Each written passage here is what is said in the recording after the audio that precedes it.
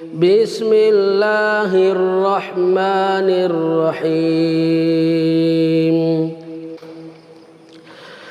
الحمد لله الذي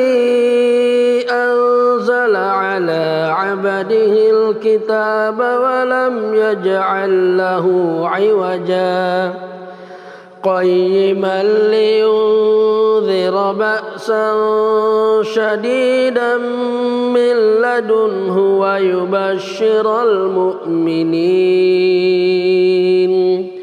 ويبشر المؤمنين الذين يعملون الصالحات أن لهم أجرا حسنا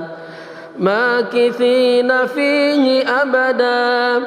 وينذر الذين قالوا اتخذ الله ولدا ما لهم به من علم ولا لآبائهم كبرت كلمة تخرج من أفواههم إن يقولون إلا كذبا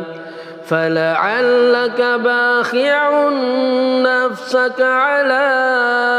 آثارهم إن لم يؤمنوا بهذا الحديث أسفا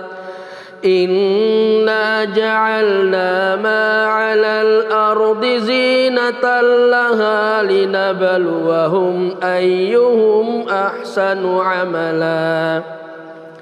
وإنا لجاعلون ما عليها صعيدا جرزا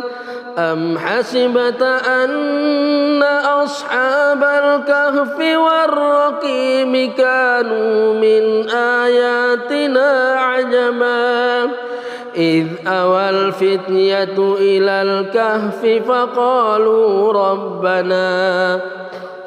فقالوا ربنا آتنا من لدنك رحمة وهيئ لنا من أمرنا رشدا